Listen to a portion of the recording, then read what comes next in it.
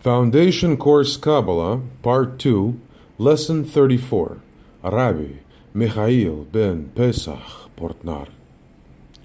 Now it's Friday, and I'm at home.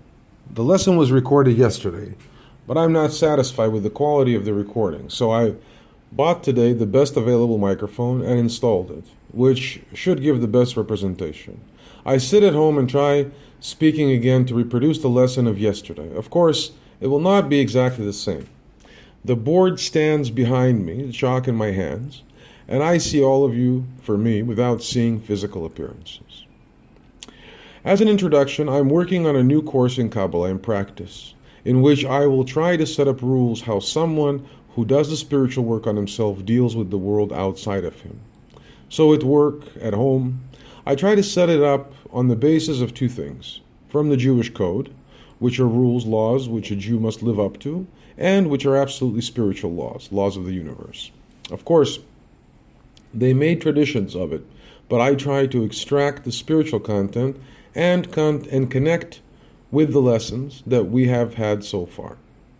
That can be very helpful to bring Kabbalah in everyday practice. Then many questions of us will be resolved through the study of the course Kabbalah in practice. I have all the materials. It's only a matter of puzzling.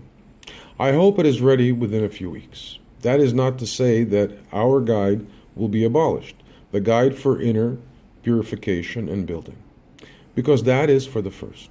You can do one, but you do not have to put the other aside, because one is for the inner purification and building, and the other, what I do now, it's a sequel, as it were a kind of application of it. That what you do inside, that what you can also radiate it outwardly. There are among you, some of you have a life partner, another is divorced or still single or widowed. How you deal with your partner or with the search for your partner, that is of course your own business.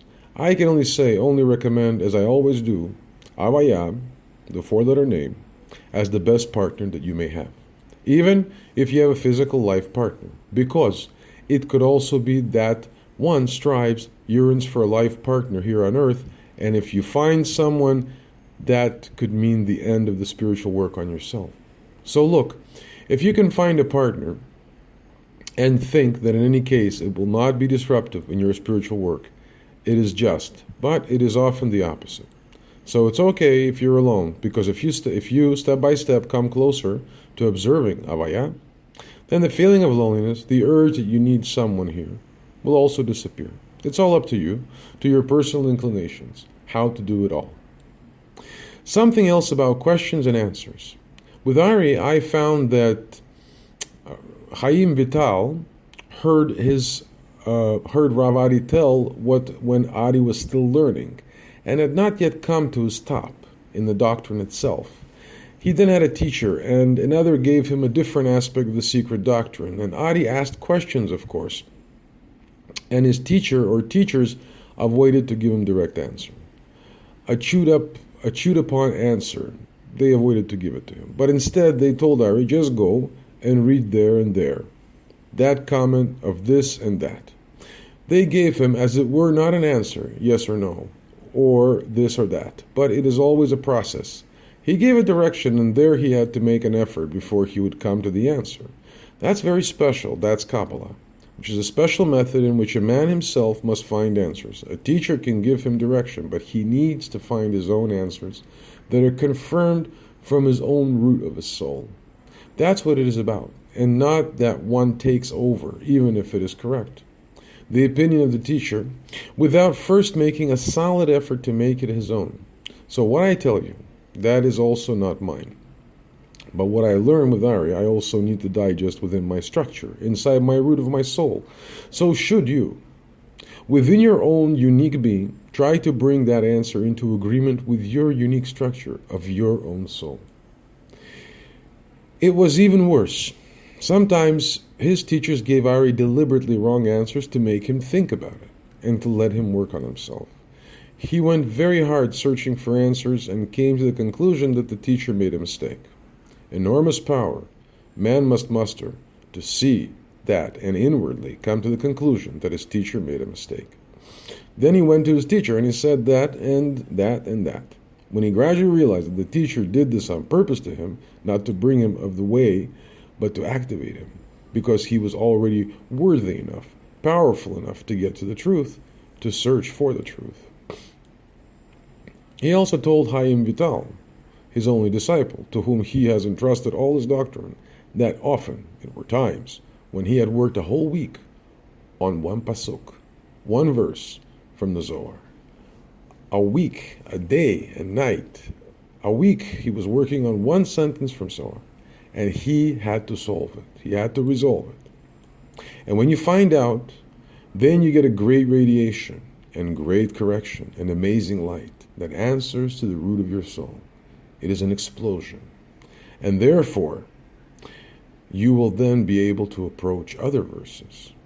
I will not do that with you, put you on the wrong track, but it is working on yourself. Also, if I say something in our lesson and then I draw something, not everything comes on the drawing, because the drawing we create graphically. On it come only the important things, the core, and sometimes an example, gematria. I give it as an illustration. I said the last time something of the Partsuf Ab, Partsuf Chokmah, and someone asked, what is Ab? He had heard but asked again, what is Ab? I had explained again the gematria of Ab, how the feeling of Ab came about. That is, the four-letter name, and then write in full the Yud, 3 letters, and then write the Hey. Write all those letters. And each letter has its numerical value. And if you add it all up, it is 72. And that we represent with Ab. Suppose you have not understand it. Then it means that you, and maybe I have told something and did not put it in the picture, then go and search on our site. By searching for answers, you build your kilim. It is very good if you have any questions, but try to find the answers everywhere yourself first. Everywhere means on our site. Learning materials, books. That's what you need. Try not to look at other books, which are translated from English, because then the mess that I give you, because then it will be a mess. What I give you and what you find on the site that is sufficient to grow and grow vigorously. This is about asking questions.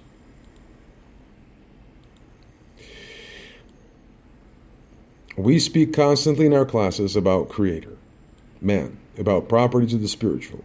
But we are talking about man as if it is already a well-known phenomenon, as if we can all express what being man is.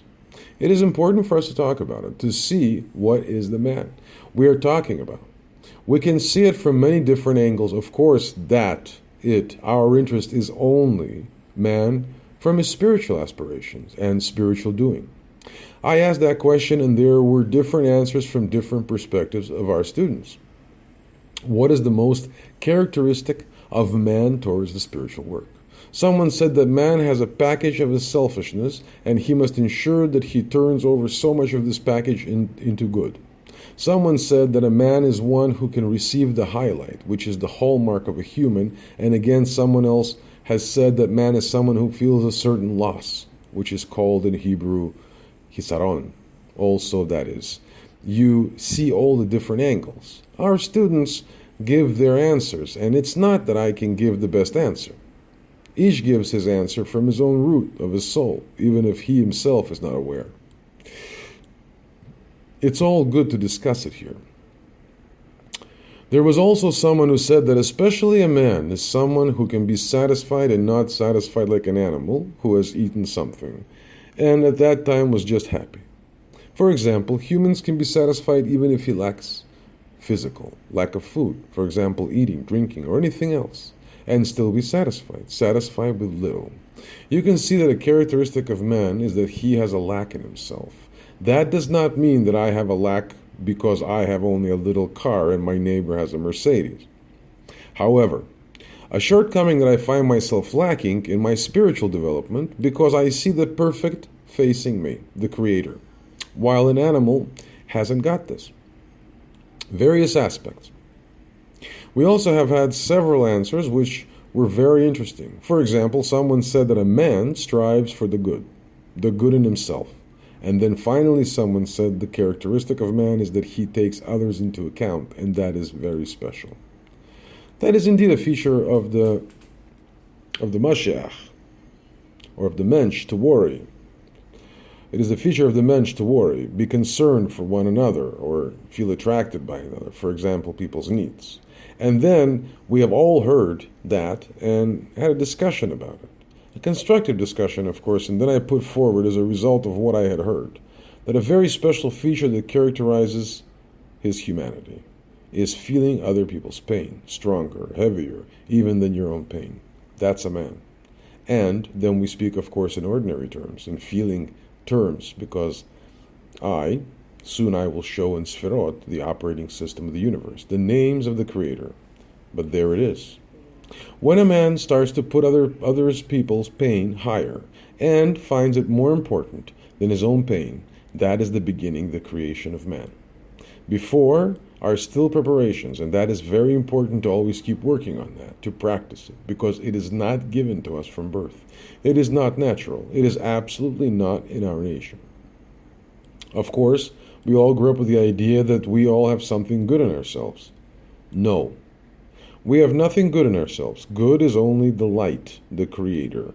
We have to adapt to correct our properties, and then we can experience the good and thus feel to receive the good. It is always experiencing the good. And the condition is that we can project other people's pain on us. Here lies a huge secret.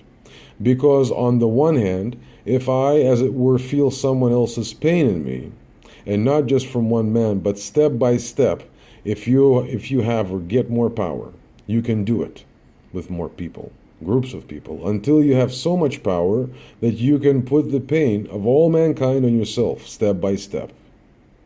And what is the secret of it?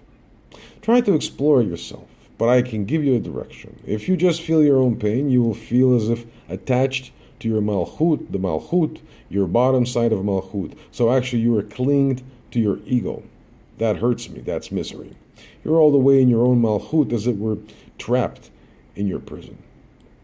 While if you feel other people's pain, feel means take over.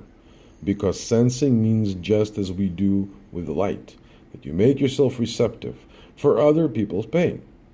Other people's pain, because it is not your pain, but from someone else. Then you can indeed take over in yourself, so you make kilim, special sense organs, which come in a place of yours, which are built into you. And because it's someone else's, you can have more and more from your neighbor, from the entire city. More and more you can have. You can take it to yourself. And therefore you increase your kilim, and you can ask more. You increase your kilim by asking, because you can increase your kilim by shortage, by lack, by hisaron, deficit, and by feeling your kilim, as it were, by working through the Kabbalah, through Torah.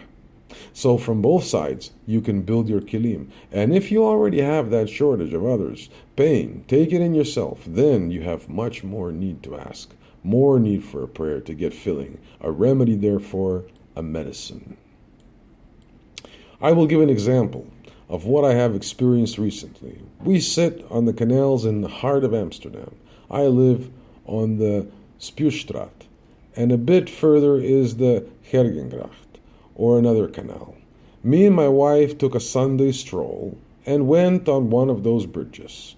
Hergengracht or Keizergracht.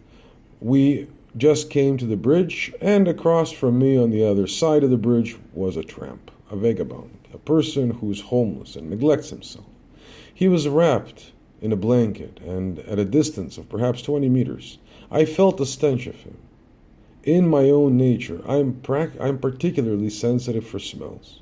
If it smells good, I like it, but if it's a bad smell, then I experience it as a bad feeling. Then came the smell of him. He was at a distance of about 15 or 20 meters from me. My first reaction was, of course, from the outward man. Right now to the other side of the bridge, just cross. First, so I will not hurt him by going out of the way, so that it is not hurtful to him. So I can do it now. I could not bear the stench, and then something in me said no. I suddenly felt his pain. I glanced at him. His beard was longer than mine, and his hair was longer than mine. and intertwined. It was combed. It was not combed in the last half year. I thought about him for a moment. It does not matter if he might lead a bad life. Maybe drugs or other things that he has no home or no means to live a good and normal life. Because if a person receives a benefit in the Netherlands, he can surely dress neat, life or live tidy. Regardless if he was guilty of that, yet I felt a pain for him that he was neglected. And at that moment, it's just an experience of mine. Even before I began to think, I experienced it so. And then, as it were, included him in myself, his pain, etc. For me, it was a wonderful moment. Why so? Because suddenly the smell disappeared, as it were. The smell was still there, but I felt it no longer as a stench. He walked closer, and of course the stench rose, but I did not feel it anymore. It was not disturbing.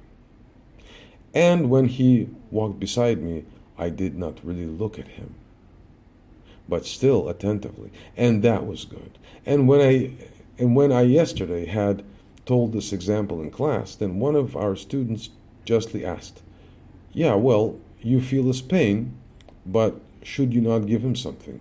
Give something physical." Wonderful that you felt the pain of another, but we do not help him that way. Then I told another story, another case. We walked another day here in Amsterdam. It was rainy weather. Leaning against the wall of a building, I saw a woman, also neglected, sitting on the ground while everywhere were puddles of rain. She sat so with an outstretched arm and asked for money. I was also with my wife. We do so often on Sunday. We had a banana in our bag, which I picked up and gave her, because I saw that it was a female that would rather use drugs than food. So I thought, okay. So I gave her a banana. Placed the banana in front of her, and she threw the banana back to me. She did not need it. She needed money for something else, for drugs, for other pleasure, something I had no sense for at the time.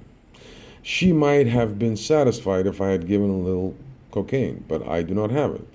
I do not even know how it tastes. I never put it in my mouth or in your nose, I believe. Actually, to really feel her pain. To not only feel her pain, but to release her from her pain. I would, of course, have to buy some cocaine, but that's overdone. Of course, you have to give to others. Also physically, you give to others, which is called charity. Tzedakah. Tzedakah, but you have to give so that another does not abuse it, of course. It is not your business what the other is doing. Say also, my brothers, you should just give. We have to give, but we should not corrupt the development of the operating system of the universe. Each human is given sense. Even with the minimal sense, a man can meet his minimum needs in our time. Here in the Netherlands are many agencies that can help. I mean, also, you have to do. This was my response. But now comes to me something else in response to the story of that tramp. The woman who asked, should you not help him? Just ask his pain in yourself, but not helping him. And now I want to tell an important, very fine secret about how that works. Of course, everything must be done with the right intention, the power. But how does it work? If you take over someone else's pain, as it were, to take over means that you yourself will open up for it. You can experience that that means to take over. If you do that, then something wonderful happened at the time. Because if you do that, then you do it not only that it comes to you in your repository, in your kilim, but that if you feel the pain that comes in you, even before you pronounce a prayer, that comes up as a prayer. Because you feel sorry for that person. Not only compassion in human terms, but also because the man gives. As it were, grief to the Shekhinah, the divine presence. Because God, the only creative power, wants us to develop ourselves, because we are made in the image of God. And if we fail, then also the Shekhinah suffers, as it were, to see us like that. If I then put someone's pain on me by making me receptive to his pain, and that hurts me, then that hurts me. It goes up because it's not my pain. It's not really my pain, not within me, not caused by my kelim, but by someone else's. Then it is raised up Then his pain, as it were, becomes clothing on my kli, which feels pain. And then I pull it up in myself, and I also pull the pain of the other person with it. This is, as it were, attached to my pain. So I become, as it were, an advocate at the higher power for that person, for his pain at that moment. I ask not for the sake of relieving my pain, but I ask while I also have my pain. My pain pulls up his pain in his prayer. My pain pulls up his pain in my prayer.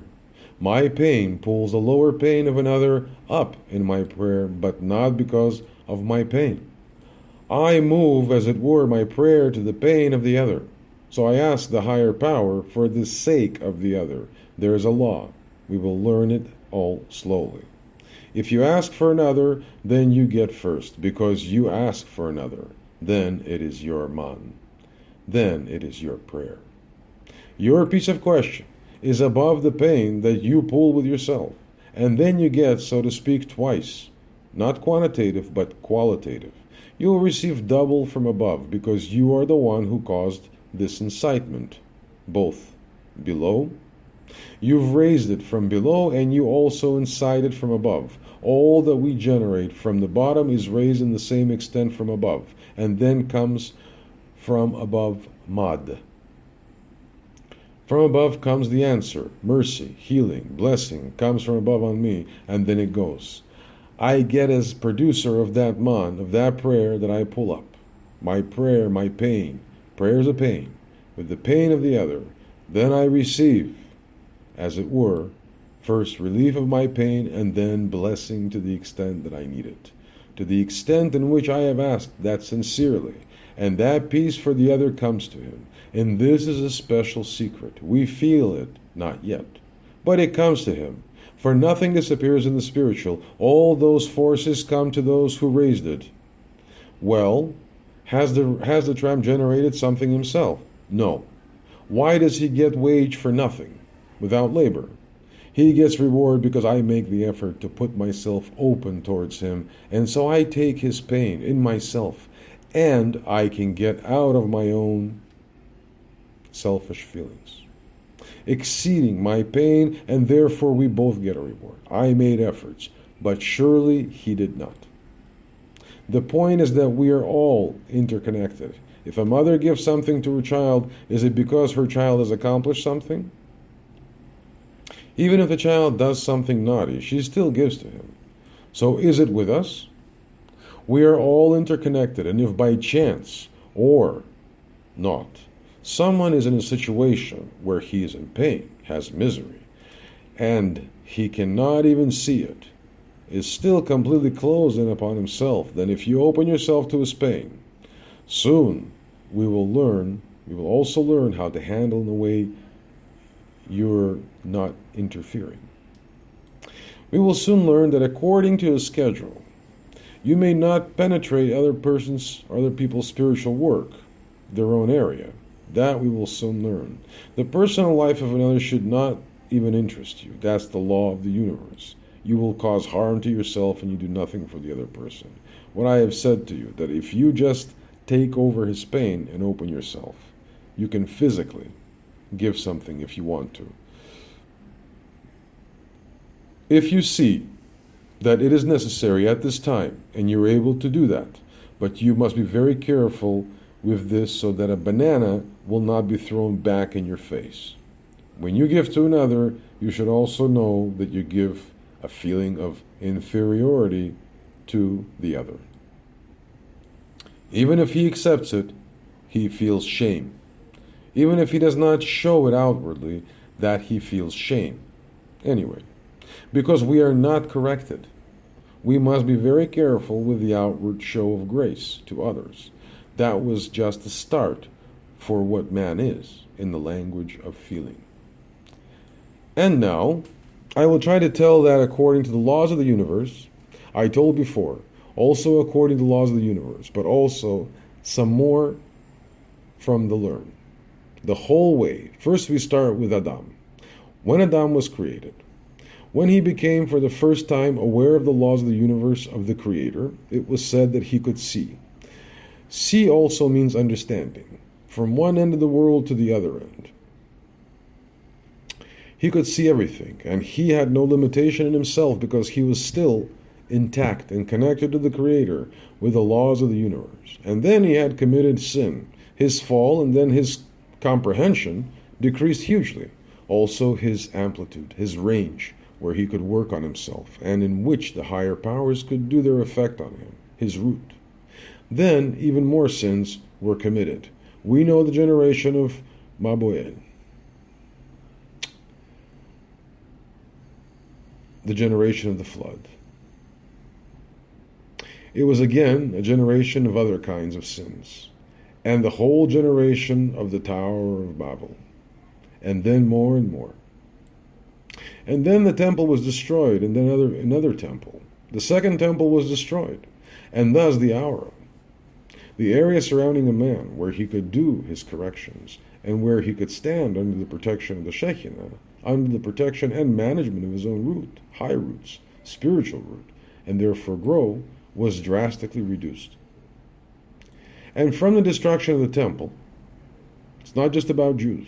It concerns everyone. Jews have received, but anyone of any origin whatsoever has precisely the same limited area or after the destruction of the temple, just as Jews. And after the destruction of the temple, the area remained what some other cultures, directions call aura. We also could call it this way, though it can be highly sensual and magnetic.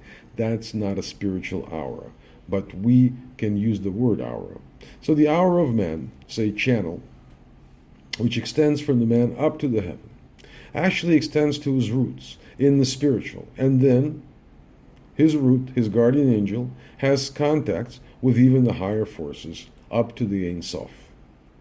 And now, after the destruction of the temple, was given to man only 4 amma.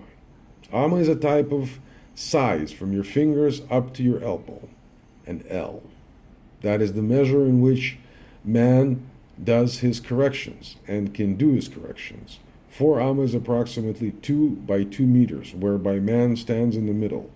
On our drawing, I draw it as a square, and the center is the man in the form of a round, some colored circle. Within those 4 amma, so if man is standing anywhere in the street or at home, that 2 meters in front of you, 2 meters to the left, 2 meters behind you, and 2 meters to the right is your area in which you need to do your job. It is a limitation, of course, but so it is until the coming of the Messiah, the Mashiach. Until the Messiah, Mashiach, 6,000 years, 6,000 corrections, it remains so. That means that people should always keep an eye on their feelings, in their actions, in everything they do, what he thinks about, where he feels, senses. He must always know that his area is bounded by the 4 amma. From his heels to the everlasting, up to the top, only the column of those 4 amma. And we see in the drawing that the first comes from below the area of perception within our world. A 4 amma we see as a column in the perception of our world, in which we see on the left and the right boundaries of 4 amma, from left and right. Will of man. These are radiations by windows, as it were, which radiate within those 4 amma of the man, and we call it, quotes, disturbances. Disturbance to the left and disturbance to the right. Please refer to the drawing 34.1. Personal development within your own area of 4 amma. Here you will see everything that was discussed in the lesson. We have said the Creator created the world by 2 elements, 2 forces. Chasidim, grace, as it were, and Gorot, severity. We experience here in our world from the left interferences intellectual in nature, so as a product of our earthly sense. Left is the mental, failure of the mental nature, and from the right we have the interference from the side of our heart. Excessive sensitivities, yielding to inclinations, tendencies of our nature, exaggerated attention to your heart, of its products, and left are products of mental and excessive things. What should we do? Should we close ourselves to them? Closing means that I from inside do not want to see them, but it's all the world of the Creator. I can. What people often do in our world is that they flee to a desert, a monastery, to avoid these interferences. But then you also run away from the chance of correction, because those interferences are exactly what you experience, these disturbances, irritations, exactly because you have not grown up within that 4 How does that work? Of course, you must not first close yourself from the, let's say, put the shutters on those openings or windows. As often in Amsterdam on Sunday, a carriage of Heineken comes along and you'll see that those horses on the sides of their eyes have a cap, which is probably made as to not let them watch the sides. So they always look ahead. So you have to build it, but then inwardly, in which yet may let these radiations from the sides, both left and right, get inside to shine. So you feel them. In moderation, of course. So it is not standing in the way of your spiritual work, and because you have not enough strength to withstand an extent of that radiation, the idea is you may have a certain portion of them get inside your 4 What you should not do. You have to be careful that you do not get dragged away outside your 4 outside those windows on the left and right, where you end up outside your 4 because it is what is called teeth grinding, and the man is put out, that the Creator does not protect him. That's because you were attracted by something outside your 4 and you were dragged outside your 4 and then you actually end up in territory strange to you, because only within your 4 above you radiates your protection, angel. The light that is specially tailored, aura or makif, ambient light, which ensures and is necessary to get inside you, and from which all radiations, all your blessings, all your life comes. And it is also focused on those forces that you have, and only from there you can expect your salvation. I used to walk somewhere once about 25 years ago, and I was curious about things. I was in Amsterdam in different streets, and suddenly I went into a cafe. There were people from which I did not yet know the culture. They were motorcycle enthusiasts and leather suits and tattoos, and if you come in such a company, then it feels like you're gone beyond yourself, or you ended up in another country. You feel yourself abandoned, strange, and you feel danger, while those people who sit there feel comfortable because it is their atmosphere. Every one of them also has his own 4 but they have also built something besides their own 4 a common 4 Remember always, very good, everything, every phenomenon, all that exists, or existed, or will exist, consists of the general and the special. Here too it is so. Special is that I always stay in my 4 I should always make sure I do all my corrections within my 4 with all my expectations. My salvation comes only when I'm in the 4 and at the same time there is an absolutely general side, and that one can experience, for instance, in the synagogue.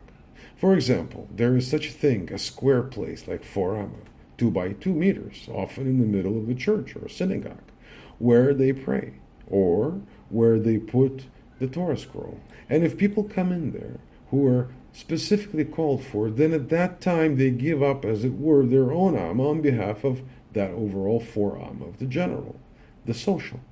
Of course, your 4 absolutely always stays with you, but at the same time, on Shabbat or on Sunday, when you're in church or in the synagogue, when you're in the middle with the Torah scroll, you read there in the square, which is often elevated above the floor. At which time it means that the man also exalts himself and is part of the overall 4 which is just shortly and only for the good. Then you come back into your place, also in the synagogue or church or elsewhere, and you're back in your own 4 And also, if you're called to come and stand within those 4, say social ama in Hebrew, bina, a kind of lectern. In Hebrew, bima, a kind of lectern. Before you come to stand there, everyone says in his own place, in the synagogue, his own prayer, within his own 4 That is prayer within your own 4 That's the special from you. And the speaking of the prayer, the repetition of the prayer, because that also exists, that's an adding prayer. You do that to give yourself, as it were, extra. Not only yourself, but others too. Where you, as it were, together with them, build your four general common Amma, like those people in their own hangout do. Even in our world, in the 2 by 2 meters, 4 Amma, you have the same structure. Right half is Hasidim, grace, your right line. And left are Gurot, Din, severity, your feminine side. That way you will be attracted from both by the Or Chochmah, by your root. And the root also comes from Ein Sof, and therefore you will also be attracted to elevate yourself spiritually. And also from the sides, as you yourself. We said we should not separate us from that, and we should not snap shut. Also, we receive the supposed disturbances that give us thickness, which means we grow in width.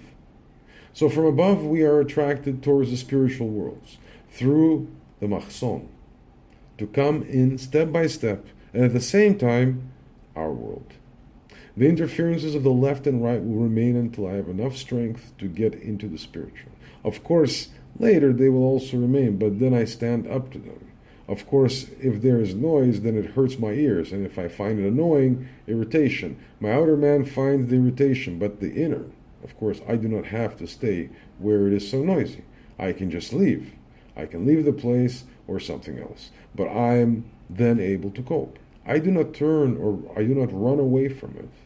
That I inwardly, not experience anger or anything else, that's what counts. So from the sides, also from those windows whereby all the radiation comes at me, from all kinds of needs and all kinds of satisfactions that can satisfy me, all kinds of stimulants. That by that I grow and I get enough to the sides in the right level of the radiations, and they make me wider from the inside and give me kilim until I gradually climb uphill inside my forearm, and then I pass the machzon. That we call a barrier, which, as it were, divides the perception of our world and the spiritual. Of course, it's not as sharp as we imagine, because if we just sit in the perception of our world, we also receive within our four Amma help, assistance, and radiation of light, and of what we call our angel, our own root of the spiritual. Of course, we feel the effect, but the difference between perception of only our world and when we already start to come to the spiritual worlds is that in our world everything is fragmented. All wires inside spiritual threads of us are broken. We also feel it in others, that we are cut off from each other, as it were. We can show feeling, but still we are well separated from each other. Similarly, we are separated, as it were, of a connections. Force fields with spiritual rays, with the light, and so it seems that we have so many freedom here. I can do this, I can do anything I want, because we do not experience that connection with the higher. But when one passes the machzon, and in experiencing the spiritual already permanently comes in, of course with ups and downs, but still permanently, continually enters the spiritual world in his perception, then it seems that one loses the freedom of will. Because then you cannot go back. You are already connected to the light. What to me is still down, what is crumbled, those threads are then restored. And also here they are beginning to be recovered. There they are recovered, and all those places, the recovered places, those weldings are healed. They are completed, and therefore all the connections with the higher grow increasingly when you cross the spiritual machzon, the crossing. And then if you look from above, the machzon, even if you're at the first, the smallest, lowest thread of spiritual perception, downward as it were, to the perception of our world, then you cannot imagine that you could be that there, that you also could sin. And you can also look at others and feel. Not that you then pompously from above look downwards, proud or so. Absolutely not. But you will just look at the people in our world who simply live within our world with all the pleasures they experience, and you will say, how in the heaven's name can a man sin? Does this mean that you, as you pass the machzom and enter the spiritual, are already freed from the duality with which the Creator created the world? Absolutely not.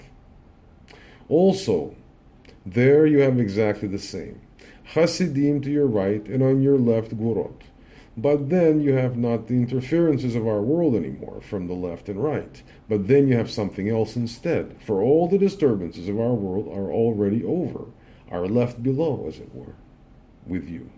And then you're just above. You have something else from the right and left of your forama.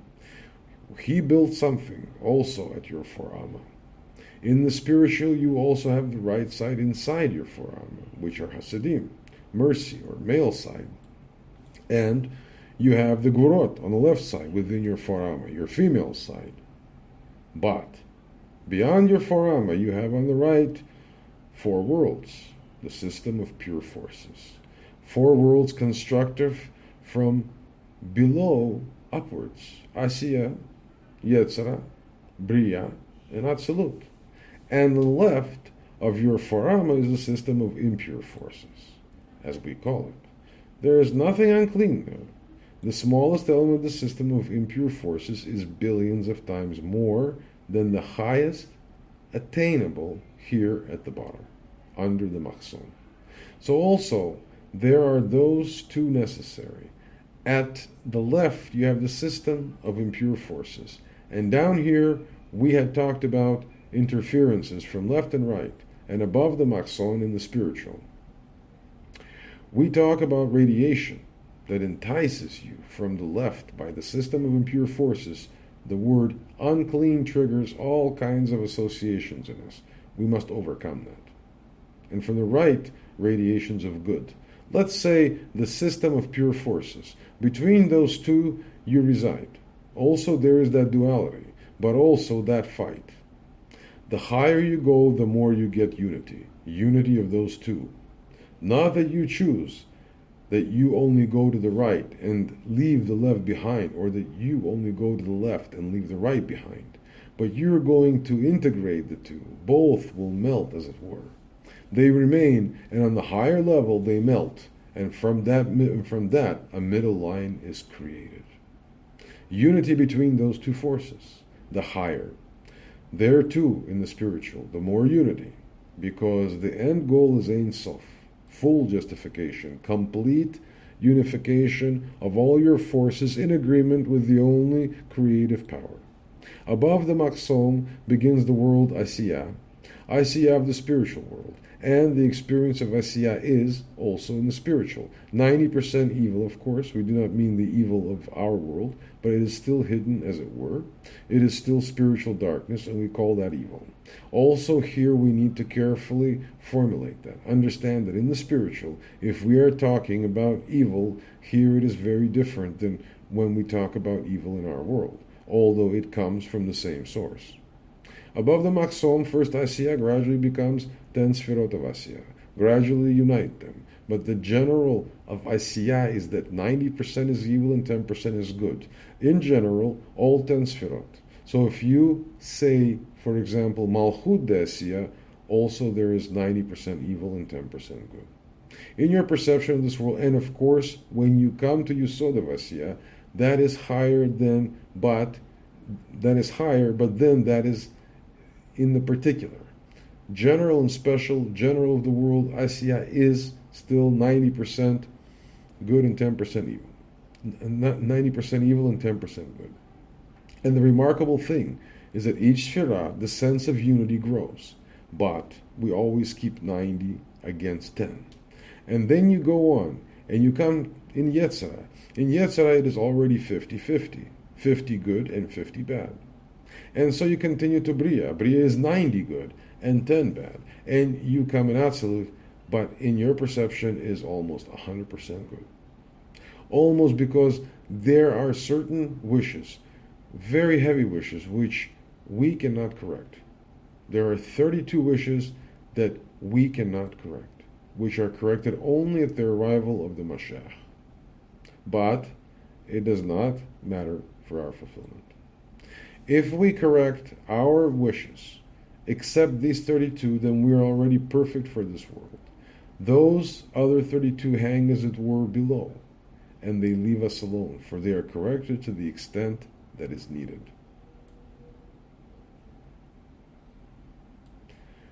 And above, we also have left and right. From the left, we have the impure forces that we call impure forces, and on the right, we have pure forces, say good. And it is so that unclean surrounds the clean, like a fruit. Let's say a nut. Outside is the shell, hard, very hard. It's not to eat. You can break your teeth on it. When you break open the shell, you can come to the nutrition. So the shell of a nut is like a klipa, a shell, but that is, as it were, waste. Very important what I tell now. So that shell of a nut is waste now regarding to what's inside. That is food. When does it become waste? Very important concept now. When changes the shell of the nut into what changes the shell, or when changes the shell of the nut into waste?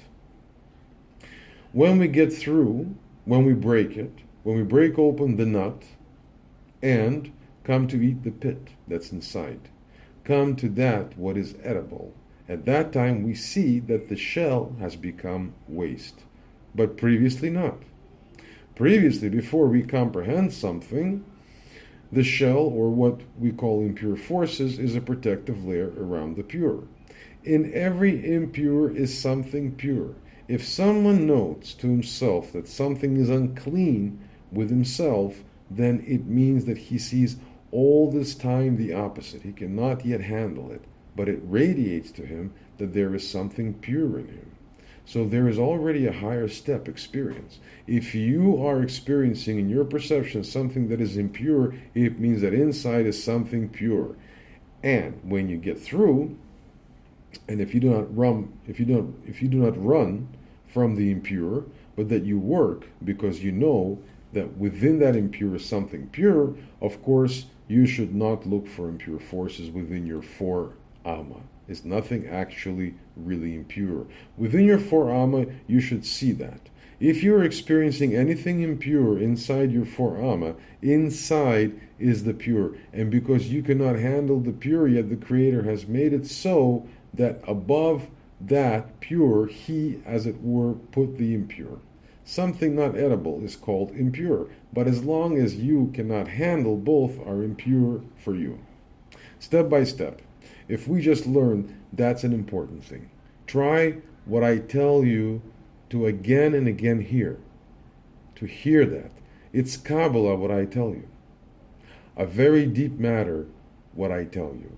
Now, look how it connects to the first part of what is actually man. And here you too can much from the inside. You have to go work on yourself and look and try to bring it to terms with the pure.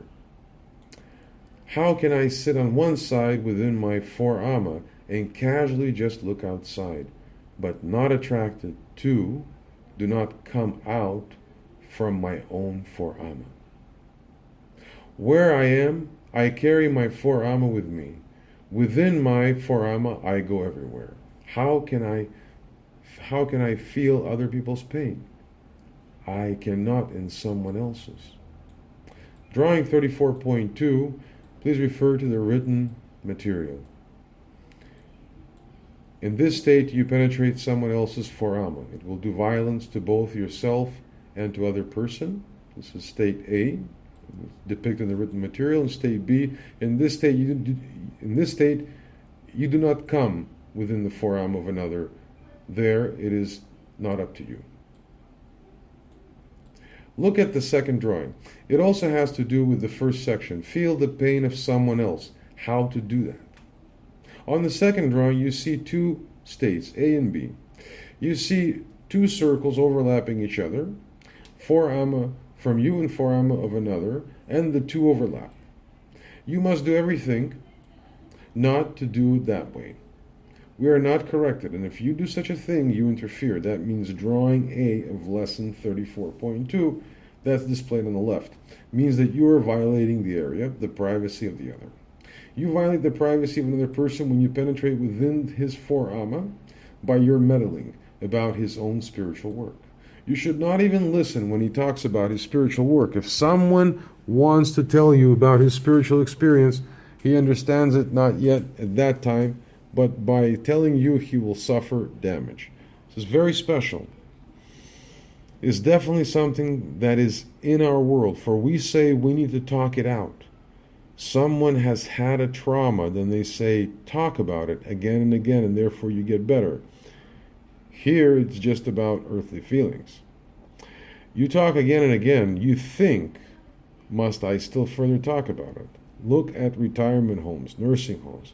My wife volunteers 1 day a week, and she hears the people of 95 years. Look, the war is already over, 60 years, and they still talk. They have no other subject. Just like I can talk about nothing but Kabbalah. They have only one topic, the camp. You must not penetrate the other within his forama. And on the second picture, B, where both circles are separate, there you can take over his pain. Not by penetrating within his forama, also. Not physically, and that's why I told you, that is why it is said in the Jewish law that the man may not, with the woman walks in front of him, taking into account at least those 4 amma distance, so that he does not enter into the radiation field of the 4 amma of the woman, who is different. With his own wife, he may do so, for he is united with his wife, because on the one hand, both life partners, men and women, keep their own 4 amma channels elevated, all the way up to the root of them. And on the other hand, they are also connected to one another above. Again, the same principle, the general and particular. In particular, the spouses, husband and wife, each has her own 4 amma, which is their personal side. And the general side is that they are united. They also have a kind of common 4 amma through their marital connection. Try what you have now heard in this lesson to connect with that what is said, what man is. Try deep within yourself based on your own roots, so to internalize within your 4 amma and understand what it is to feel the pain of another, because you get the pain of others within your 4 amma and you bring it up. Attach, as it were, like a tail behind your own sores, your own pain. Request you all get it up to your own root, from which comes all the good and blessings.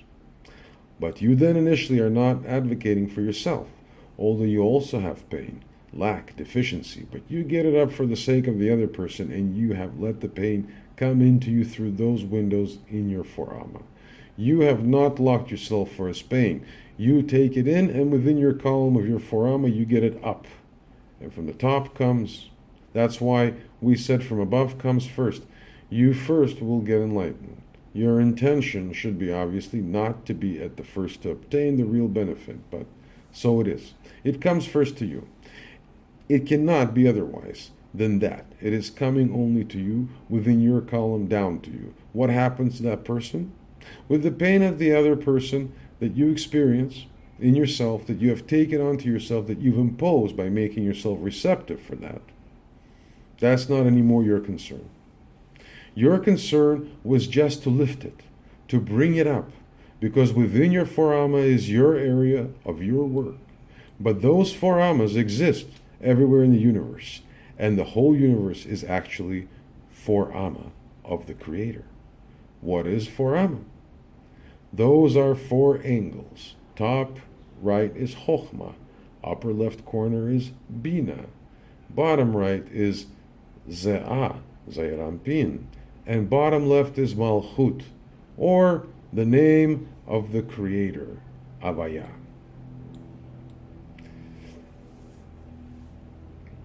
If you work within your 4 amma, the Creator's name will rest on you. So further, it is not your concern. Your concern was to advocate for the other person, to take his pain with you, and then it goes from above. Above is an immensely greater reach than only your forama. It comes from above through the 4 channel, through the other channel, through the root. The angel of the homeless, for example, from the other human being whose pain you've taken to yourself, through his own guardian, through the root of his soul downwards. Along his own forama, a piece of blessing comes to him, to the extent that you pleaded for him.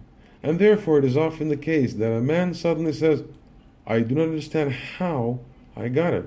I do not know why I got such a beautiful thing. Suddenly, I don't deserve it. I do not know how it all came to me. But it may be that he has done something good, or he has been in contact with someone on the train, and he was not aware of that. But that person was aware of the pain of the other.